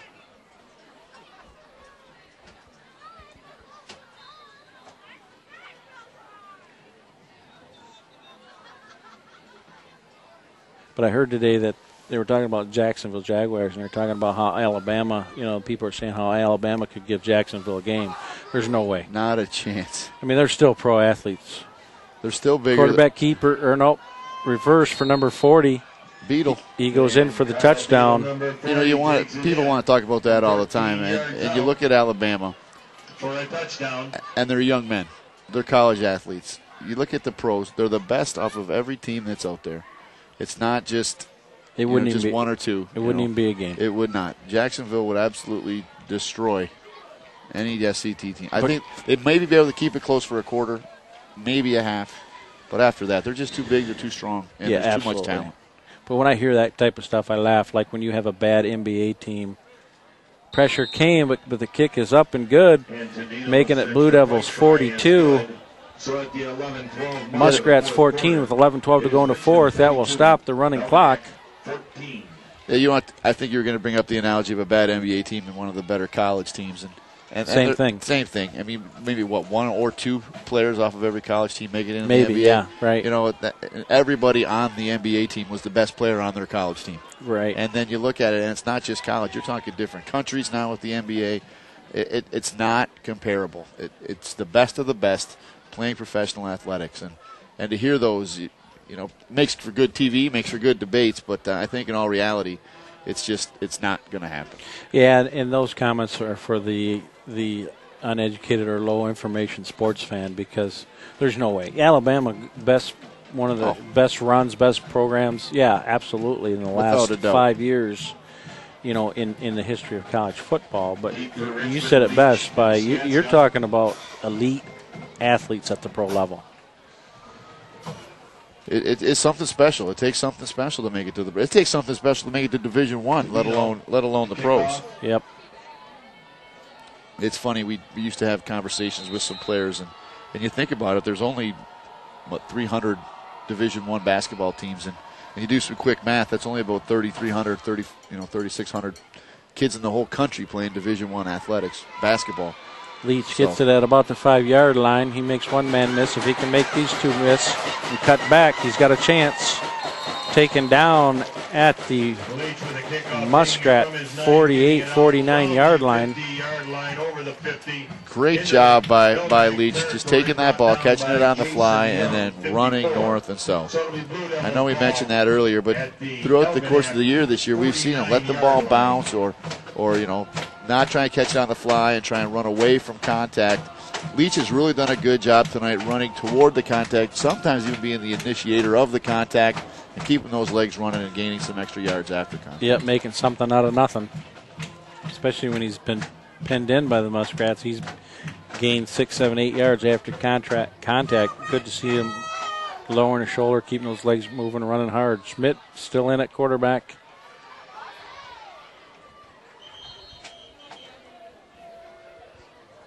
Handed off to, I think it was number 9, Daniel.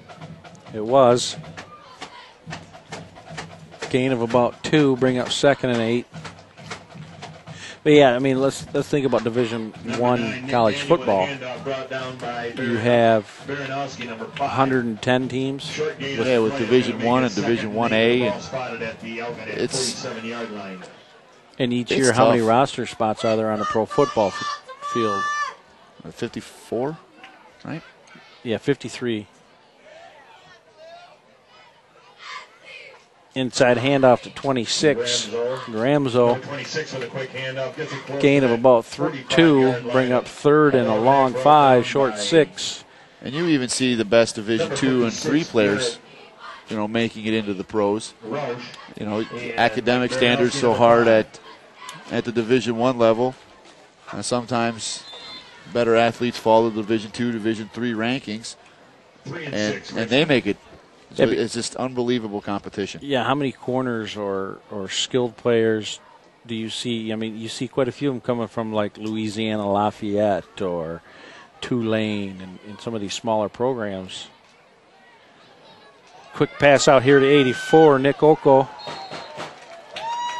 Be close to a first He's down. going to be about a yard short. Bring up 4th and 1. Brought down by Keegan Ludowici, number 85 for Algonac. I don't think if you go for it here, it's. They're going to measure. No, you go for it here because You you're want not. to keep the chain or keep the clock moving. Keep the clock moving, and you want to give your other players a chance to make plays. They are. I mean, they didn't realize it was being measured. They broke the huddle and headed to the line.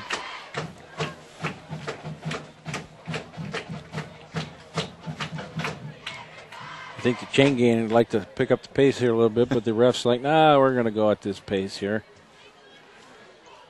He's a good yard short, though. Second time that it's inches. So much for those glasses. No, I was close. I was closer than the white hat here. That's twice now he's measured when it was clear. Yeah, look at it. It's about 1.5 feet where he's holding that chain. I don't even think you take a chance. Just snap the ball to Schmidt. He's 6'4". Let him fall forward and pick up the first down. Got to get down to the 39, so it'll be. So, 4th and inches. 4 and 1. with 9:15 to go in the fourth. Your Blue Devils 42, Muskrats 14. Blue Devils need to relax a little bit here. The chain gang's not even a 3/4 of the way off the field yet. Well, they want to play. They don't, they.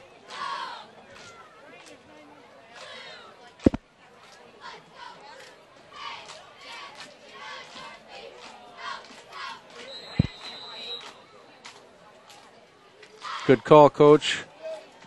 He's got it. Schmidt right behind the right guard.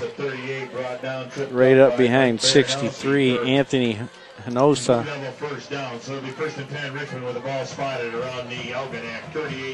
First and 10 Blue Devils on the 38 of Algonac, keeping the chains moving and more importantly the clock ticking. 8:59 to go. Keith Bartels, Ken Plarge, producer Jason Robbins, on camera Erica Schaefer and Carly Kultz. Check us out online, www.richmondtv.org. Schmidt hands off to Daniel. Daniel gets it away. Daniel with a nice run, gain of about 17 yards. It looked like he was pinned in there by number 5, Baranowski. He found another gear to break that out and gain the first down. Yeah, it snuck right in between 3 guys there. Inside the 25 at about a 24-yard. Mentioned the Spartans earlier. They have a big one tomorrow. Their offense starting to finally come around a little bit. Yeah, and they're going to need a little bit of that against. I do think the Spartans' defense is legit. They got some pretty good athletes on that team, pretty good quickness. But Indiana putting up some points. Impressive win for the Spartans last week at Iowa. Always a tough place to play. The pink locker room, the heat. Pink locker room, the heat, and the crowd's like 2 feet from you. Pass broken up out there by number 4. Intended for Alec Robertson. For DeWitt breaking it up. Breaking up 2nd and 10. Bad thing about that incompletion is it doesn't stops the clock. No threat for Algonac to come back here, but safe pass.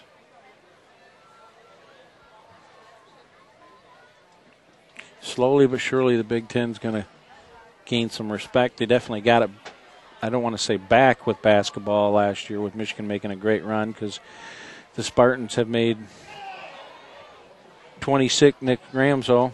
Because the Spartans have, definitely been a very successful team in the last 10 years. Oh, absolutely. But look, I don't think there's a coach that has more Final Fours than Izzo right now. Well, obviously Krzyzewski's up there still, but in the last, like you mentioned, 10 years, Izzo's certainly one of the most successful.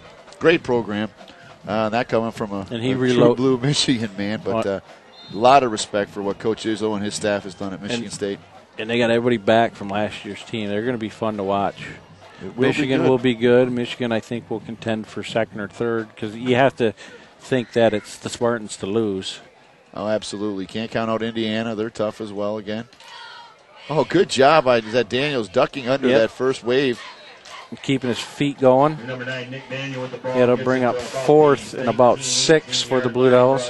Be interesting to see a little Kuntze try here for practice, but I think the field goal might be rubbing in a little bit. Just keep the offense on the field, hand it off, and see what happens. But extra game time practice for Kuntze would have been a good idea with the score somewhat closer. I think if Burke would have stayed at Michigan, they'd have been hands down the #1 team in the country, I think. They would have been up there, and then it would have been a battle for the Big Ten title, because in recent times I have not seen a player single-handedly take over basketball games like he has. He was something special. I hate it. I hate it when kids go early, but I certainly don't blame them. Quarterback keeper.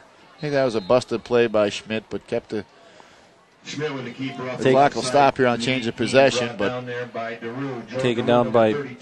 But you're right. I mean, Burke could. He could take over a game, and the weapons he had around him with my fellow Canadian there. I'm going to have a heck of a time with his last name, Sagakis or something like that. Had the shooter in the corner. He had Hardaway with the athleticism, and then McGarry out of nowhere at the end of the season just proved to be the legitimate force in the middle.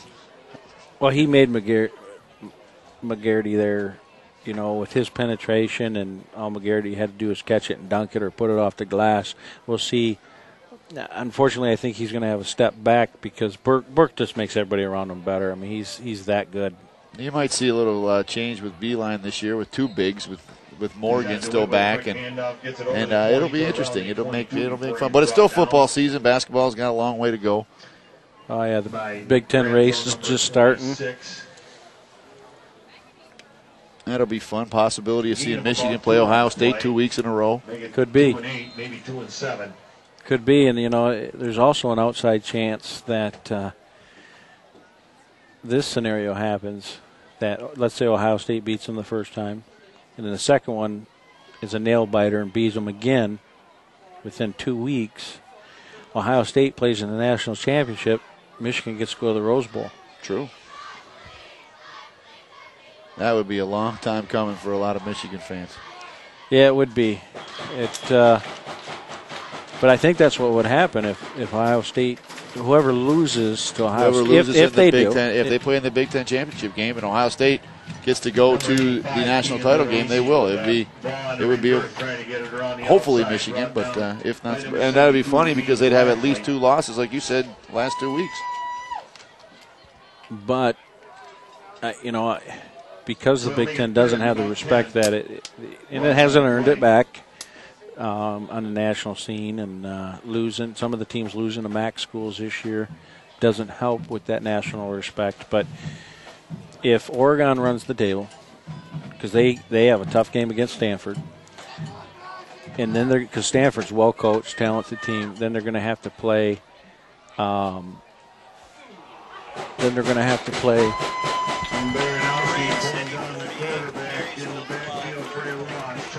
And it's funny you say if Oregon runs the table. How many times have we seen a talented Oregon team put points on the board like crazy, and they always seem to drop one?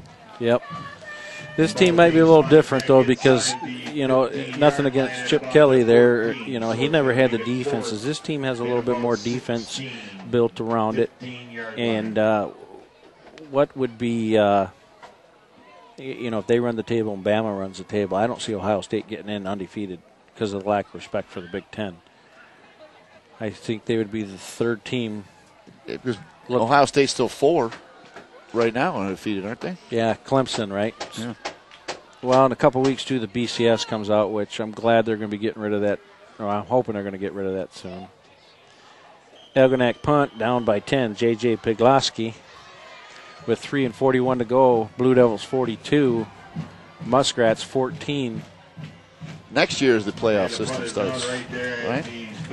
Yeah, they haven't figured out how it's going to work, though, have they? I don't think so. Now, if the rumor I'm hearing is true about the Big Ten alignment, it's a terrible alignment. It is so one-sided, I think. You have Rutgers and Maryland being the unknown, but they showed against Florida State last week that they're pretenders, not contenders. But then, and it's driven by the East Coast market. But then you have Penn State, who won't be down forever. You have Ohio State and Michigan on the same side, and then you have, as of recent, Michigan's nemesis State. You know, D'Antonio. He's played them well. You know, the 7 years he's been there. As a matter of fact, in the last 7 years, nobody has more Big Ten wins than Michigan State. And D'Antonio at 33 Big Ten victories, but that's just not right. Ohio State and Michigan should be on opposite sides. Oh, absolutely. They'll still be able to play. They'd still be able to play. I agree. I think they should move the traditional end of the year game because that's not fair to either team. No. I mean, 42 on the carry there for the Blue Devils. Big hit, Austin Thomas. That's the Big Ten, stuck in their tradition a little bit, and times changing, and then them not really wanting to admit it or accept it. I mean, back when Michigan Ohio State was the last game of the year, it was usually for the Big Ten title. It was for the trip to the Rose Bowl. That was it. That was the be all, the end all, and for a lot of people it still is. And if you talk to a lot of Michigan alumnus that played. That is what they look forward to. You do something every day to beat Ohio State, but they need to change it. It's not right to put them all on that one side and let them slug it out.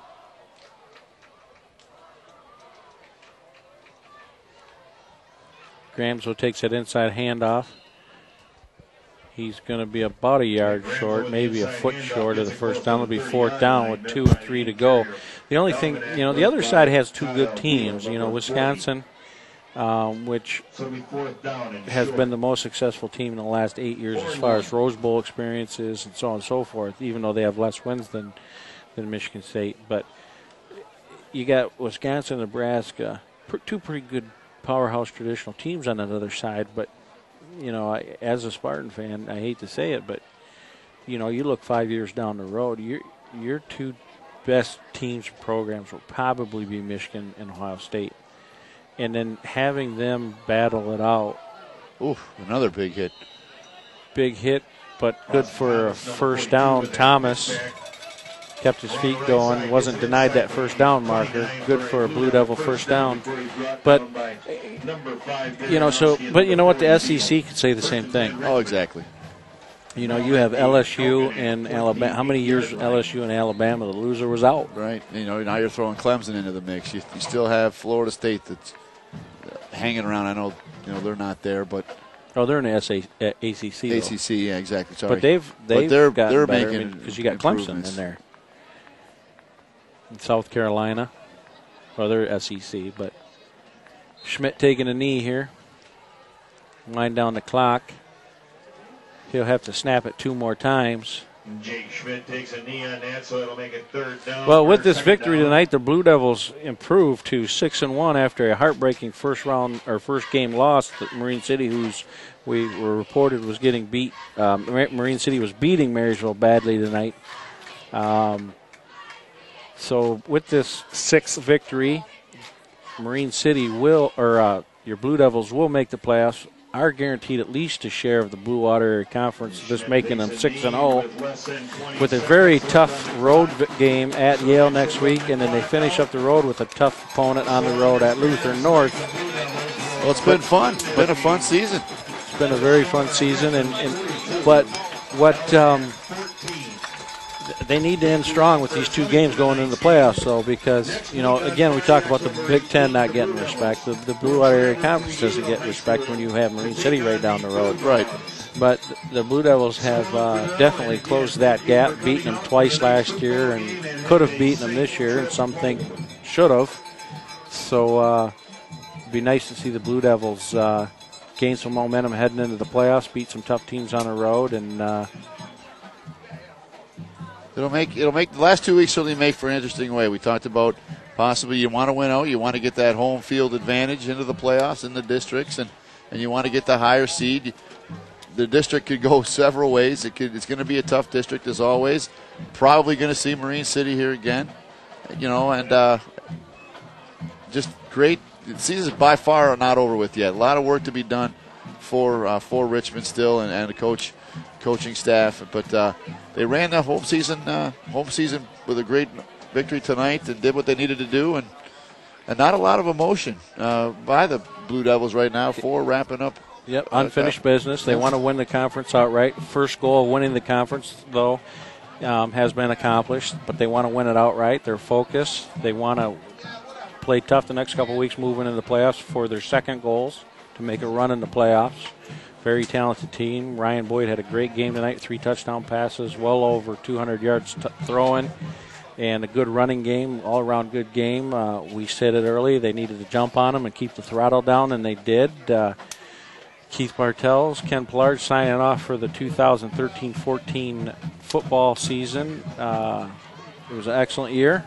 Thank you, my friend. This was all fun. right, and we don't know if we'll be back for playoff games or not, but we might be. Stay tuned and check us out, www.richmondtv.org. Jason Robbins producing, Carly Kultz and Erica Schaefer on camera. Have a great night, Blue Devils.